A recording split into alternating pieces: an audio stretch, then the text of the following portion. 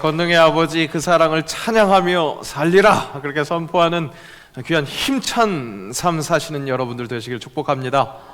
네, 힘차게 사시기를 진짜 바랍니다. 힘차게 사시기를 바란다고 하는데 여러분들의 눈에서 별로 생기가 느껴지지 않아서 제가 좀 이렇게 생기가 죽어들으려고 그래요. 근데 하실 수 있죠? 네, 화이팅하면서 살아가는 더욱더 힘내는 우리 귀한 주의 진짜 자녀들, 살아있는 자녀들 되시길 다시 한번 축복합니다. ESG라는 것을 들어보셨을 겁니다. 기업의 성과를 측정하는 그런 기업 성과 지표를 뜻합니다. 기업의 가치는 당연히 이윤 창출에 있죠. 돈 많이 버는 것, 수익을 내고 있느냐, 그것이 기업의 가치인데, 그런데 그 기업의 투자를 계속할 것인가 말 것인가를 평가하는 데 있어서 이제는 재무적 성과 위에 다른 것들도 감안되고 있다는 것을 알 수 있습니다. ESG가 그렇다는 거죠. Environmental, 환경을 생각하는 녹색 경영 이고요. 소셜, 사회적인 책임을 느끼고 그것을 감당하려고 하는 것. 또 governance, 지배구조를 개선하고 기업 윤리는 계속해서 건강하게 세우는 것.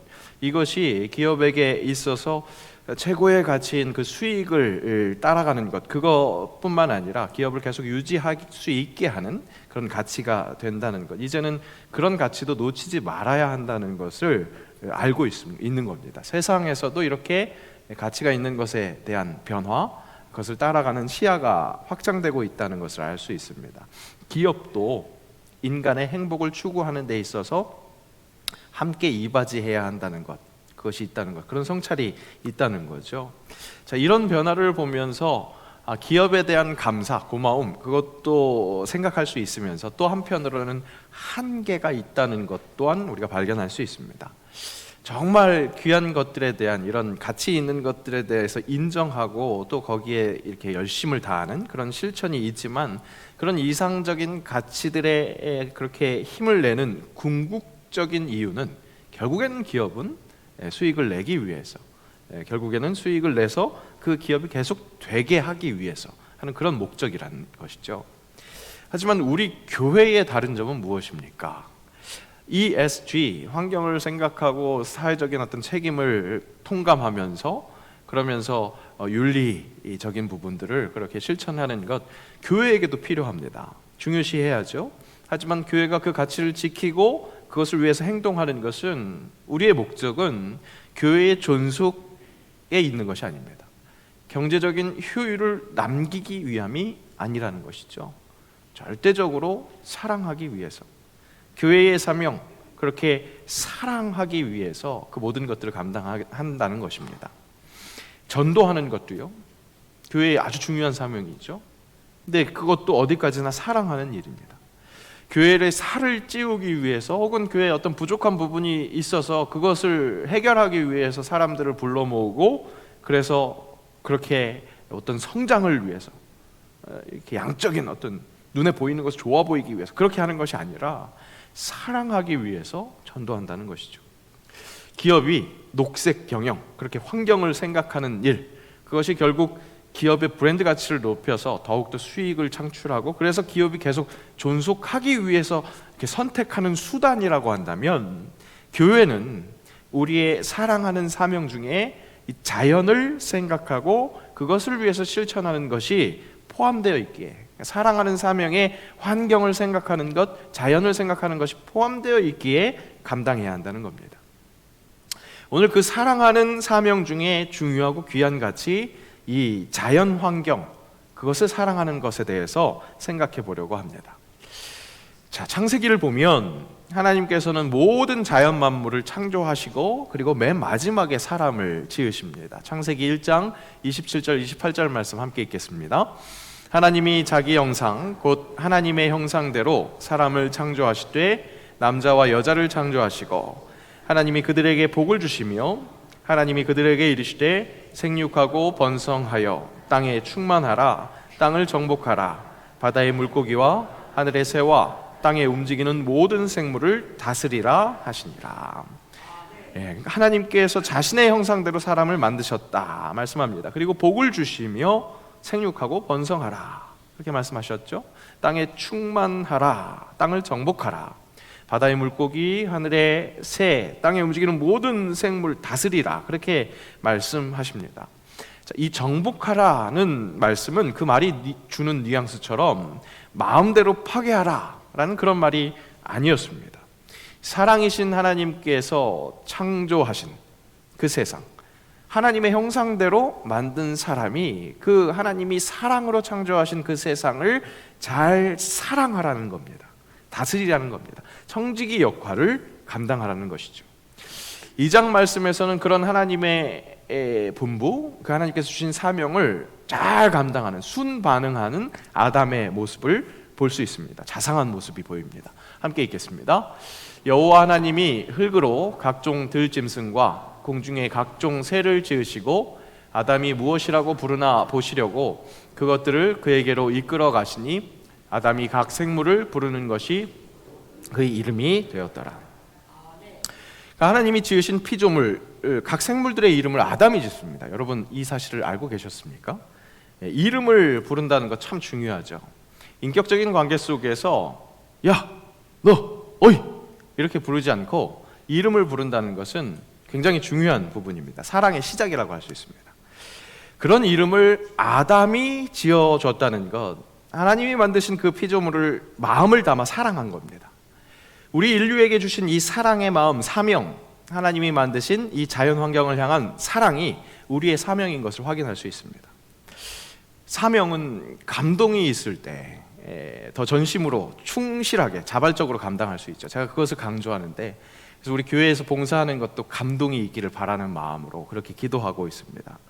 하나님이 창조 사역을 감당하실 때에도 매일매일 그 감동이 있었습니다. 그날의 창조 사역을 마치시고 계속해서 반복되는 그 기술되고 있는 내용이 무엇입니까? 바로 하나님이 보시기에 좋았더라 라는 그 말씀이 있습니다. 하나님의 감동이 있었다는 거죠. 그 하나님의 감동에 동감한 아담이 모든 그 피조 세계의 생물에게 이름을 지어주면서 그 이름을 부르면서 사랑했던 겁니다. 사랑이신 하나님의 형상대로 세상을 사랑하며 세상을 이롭게 하는 그리스도인, 그 시작, 그것은 무엇입니까? 바로 그 세상 만물, 자연을 아끼고 사랑하는 것에서부터 시작해야 할 것이고, 그 사랑이 자연스럽게 일어나려면 그 자연 환경을 보면서 감동을 누려야 한다는 것이죠. 그래서 오늘 설교의 제목이 감사 제목, 자연 환경, 그것을 일깨우는 겁니다. 오늘 시편 8편을 통해서 다윗은 주님이 만드신 그 세계, 자연의 그 모든 것을 감사하며 찬양하고 있습니다. 우리 함께 찬양하겠습니다. 1절 3절 말씀입니다. 여호와 우리 주여, 주의 이름이 온 땅에 어찌 그리 아름다운지요. 주의 영광이 하늘을 덮었나이다. 주의 손가락으로 만드신 주의 하늘과 주께서 베풀어 두신 달과 별들을 내가 보니. 그렇게 찬양합니다. 그것만으로 끝나는 게 아니라 7절 8절에 보면 모든 생물들 그 아름다움을 보면서 여호와 주님의 영광이 정말로 가득합니다. 어찌 그리 아름답습니까? 그렇게 찬양하는 것을 볼 수 있습니다. 봄, 가을이 되면 우리 교회의 이런 소그룹들도 이제 야외로 나가서 그렇게 친교 모임을 하십니다. 오늘도 제가 광고 드렸죠. 이번 가을에도 일남성교회뿐만 아니라 많은 그 기관들이 그렇게 야외 친교 행사를 계획하고 있는 것으로 알고 있습니다. 그때마다 어디로 가십니까? 자연으로 나가죠. 왜 그렇게 자연으로 나갈까요? 그곳에서 숨통이 트이는 그런 상쾌한 감동을 느낄 수 있기 때문에 그렇습니다. 이는 우리가 그 자연과 함께 더불어 사는 그런 오리진, 그런 본성을 가지고 있다는 것을 증명하는 그런 부분이라고 할 수 있겠습니다. 중곡동 1년 넘게 사시니까 목사님 어떠세요? 좋으세요? 이렇게 성도분들이 물어보십니다. 그러면 속으로는 제가 아직까지는 이 동네를 충분히 누릴 수 있을 만한 그런 시간을 보내지는 못해서 잘 모르겠습니다. 그런 생각이 있는데, 근데 그럼에도 불구하고 좀 맛을 본 이 중곡동의 감사의 제목 중에 하나가 서울임에도 불구하고 자연을 느낄 수 있는 그런 것들이 많다는 겁니다. 아직은 제대로 등산해보지 못했지만 우리 5층에서도 흔하게 보이는 아차산, 그것도 참 아름다운, 참 감사의 조건이죠. 중곡동, 그러니까 이 뭐죠? 중랑천, 중랑천 길을 걷는 것도 자연을 느낄 수 있는 또 하나의 통로입니다. 어린이대공원, 요즘에 서울에 여기저기 이렇게 녹지가 잘 조성되어 있어서 이제는 조금 흔할 수도 있지만, 그래도 아름드리 나무에서 품어내는 그 상쾌한 공기를 맡으면 이게 정말 참 감사하구나, 그런 생각이 들게 됩니다. 지난 금요일 날 찍은 사진입니다. 저도 자주 가보지는 못하지만 이게 설교 준비가 뭔가 딱 막힐 때, 뭔가 뻥 뚫리게 필요하면 그렇게 걷게 되는데, 아니나 다를까 그렇게 걸어보면 진짜 숨통이 트이고, 또 설교에도 보시는 것 같이 뭔가 세미한 빛이 그렇게 보이기도 합니다. 자연이 주는 감동, 그것이 정말 감사라는 것, 새삼 제대로 인정할 수밖에 없다는 거죠. 그렇습니다, 여러분. 자연은요, 우리에게 충분히 감사 제목으로 꼽을 수 있을 법한 그런 감동이 있습니다. 도심에 살고 있는 우리들, 그래서 또 일상에 치여서 이렇게 자연을 바라볼 수 있는 그 기회가 적기 때문에 분명히 제한적이긴 하지만, 혹 그렇게 잘 보지 못하더라도, 직접적으로 느끼지 못하더라도 그 아름다운 자연이 우리를 품고 있다는 것을 기억하며 감사할 수 있어야겠습니다. 여러분, 그렇습니다. 하나님께서 우리를 그냥 뚝 떨어뜨려 놓으신 게 아니라 우리를 품는 그 자연을 아름답게 조성하시고, 지금도 그 아름다운 자연을, 그 질서를 이끌어가고 계신다는 것, 그것으로 감사해야 한다는 겁니다. 당연하다고 여기며 무감각하게 지나치고 있는 그 모든 것, 결코 당연한 것이 아니라는 것, 그것을 기억하고 인정하면서 감사해야 한다는 것이죠. 꼭 자연뿐만 아니라 우리를 둘러싸고 있는 환경, 어떤 조건, 나를 중심으로 조성되어 있는 모든 그 배경이 하나님이 주신 감사 제목이고, 그것이 결코 당연한 것이 아니라는 것, 그것을 기억하며 감사해야겠습니다. 그래서 오늘 설교 제목이요, 감사 제목 자연 환경이 아니라 자연점 환경, 나를 둘러싸고 있는 모든 배경, 그것이 하나님의 은혜, 감사해야 한다는 겁니다. 대한민국에서 살고 있는 우리들에게 있어서는 땅은 당연히 흔들리지 않는 존재죠. 지진이 잦지 않은 그런 나라이기 때문에, 그런 땅이기 때문에 그렇게 생각하기 쉽습니다.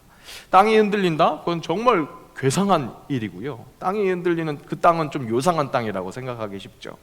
하지만 지진이 잦은 나라에서는요, 흔들리지 않는 땅이 결코 당연한 것이 아닙니다.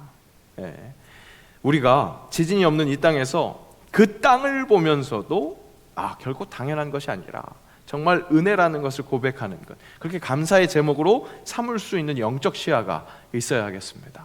그것은 우리에게 더 큰 축복입니다. 왜 그렇습니까? 더 행복하고 감사할 수 있기 때문에, 당연한 것이 아니라 진짜 은혜였어, 그렇게 고백할 수 있는 영적 시야를 우리가 사모해야 한다는 것이죠. 이런 자연 환경에 대한 감사는요, 그것이 주는 그 감동, 그 감동으로 이어서 사명으로 연결시켜야 한다는 것, 오늘 창세기 말씀에서 확인한 것처럼 우리는 이 모든 자연 환경을 지키며 돌보는 청지기 사명을 갖고 있기 때문에 그렇습니다. 주의 광대하심을 나타내는 그 자연의 위대함, 그것은 오히려 우리를 때로 위축시키기도 하지요. 그 크고 웅장함에 비교되는 우리의 모습이 너무나 작기 때문에 그렇게 좀 두렵게 느껴지기도 합니다. 그래서 어그러진 정체성을 가진 사람들은 자연을, 그 자연 안에 있는 어떤 것을 숭배의 대상으로 삼기도 합니다. 그런 엉뚱함을 가지기도 하지요.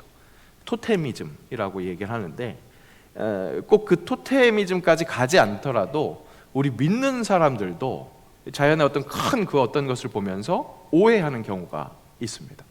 시편 127편 시인이 그 사실을 다시 한번 깨달아 알고 노래하는 것을 볼 수 있습니다. 127편 1절 말씀 함께 읽습니다. 내가 산을 향하여 눈을 들리라. 나의 도움이 어디서 올까? 나의 도움은 천지를 지으신 여호와께로소이다. 예루살렘은 이 사방이 이렇게 잘 이렇게 수비가 되는 그런 천혜의 요새와 같은 지형을 갖고 있습니다. 그러니까 산지가 둘러싸여 있는 겁니다. 광야 생활을 하던 이스라엘 백성들은 사방이 뚫려 있었죠. 그랬던 이스라엘 백성들이 예루살렘으로 들어오니까 산지가 둘러싸이고 있으니까 안정감을 느낍니다. 그러면서 느끼는 오해가 무엇입니까? 그 커 보이는 산지가 나를 지킨다고 생각한 거죠. 그런데 어느 날 갑자기 깨달음이 온 겁니다. 그 산지를 지으신 하나님이 나의 도움이시지, 저 눈에 보이는 산지가 아니라 그 산지를 지으신 하나님이, 여호와 하나님이 나의 도움이시다. 그것을 깨닫고 찬양한 겁니다.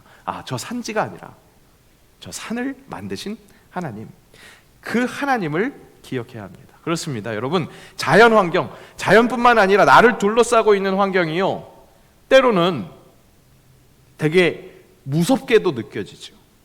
그 큰 것에 비해서 내가 작기 때문에, 그렇게 보이기 때문에 그렇습니다. 근데 이것은 감사의 조건입니다. 나를 위해서 허락하신, 하나님께서 허락하신 그 배경, 감사의 조건이지 그것에 눌릴 만한 그런 것이 아니라, 우리는 오히려 그 자연 환경을 돌보고 가꾸는 청지기의 역할을 감당하게 되는 그 사명이 있다는 거예요. 그 사명을 감당할 수 있도록 크게 생각하시고 나를 준비시키시고 지금도 성장시키신 하나님이시라는 거예요. 여러분, 나는요, 내 생각보다 훨씬 더 광대한, 존귀한 나라는 것을 기억하시기 바랍니다. 오늘 시편은 그렇게 자연을 통해서 나를 들어 쓰시는 그 하나님의 오묘한 구원 역사를 찬양하고 있습니다. 4절 5절 말씀 함께 읽습니다. 사람이 무엇이기에 주께서 그를 생각하시며 인자가 무엇이기에 주께서 그를 돌보시나이까. 그를 하나님보다 조금 못하게 하시고 영어와 존귀로 관을 씌우셨나이다. 맞습니다, 여러분.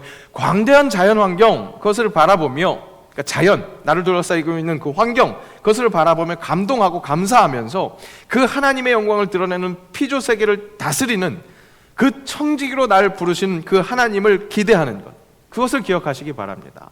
여러분, 당신은요, 그토록 감사할 수밖에 없는 그 광대한 자연 환경을 돌아보는 사람으로서 하나님께서 세우신 더 큰 존재임을 기억하시기 바랍니다.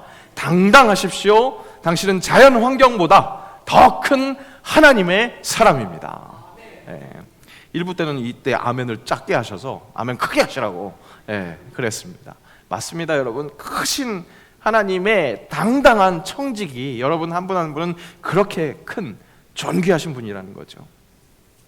예전에 함께 사역하던 전도사님이 지난 주간에 목사 안수를 받으셨습니다. 그러니까 신고한다고 목사 이병 땡땡땡 목사 신고합니다, 뭐 이렇게 메시지를 보내셨어요.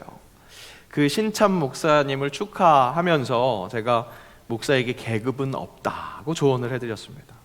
목사의 권위는 경험에서 오는 것이 아니라 하나님께서 세우셨기 때문에 그 정체성에서 나오는 것이라고, 경험이 많건 적건 똑같이 존중하고 존경해야 하는 것이라고, 하나님 때문에 서로를 인정하는 것이 바로 목사님들이라고 그렇게 말씀드렸습니다. 어른 선배 목사님 당연히 깍듯하게 그렇게 대하는 것 당연하지만 후배 목사님들에게도 똑같이 존중하는 것이 필요하다고 그렇게 말씀드렸습니다. 왜요? 하나님이 세우셨으니까요. 저는 그 사실을 정확하게 각인시킬 수 있는 어떤 에피소드가 있기 때문에 그것을 항상 잊지 않으려고 노력합니다. 그래서 우리 후배 목사님들, 전도사님들에게도 깍듯하게 하려고 그렇게 하는데, 물론 사람이라서 이렇게 순간순간 실수할 수도 있겠지만 그것을 굉장히 마음에 두고 있습니다. 어떤 에피소드가 있었냐면, 여러분 압존법 아세요? 압존법.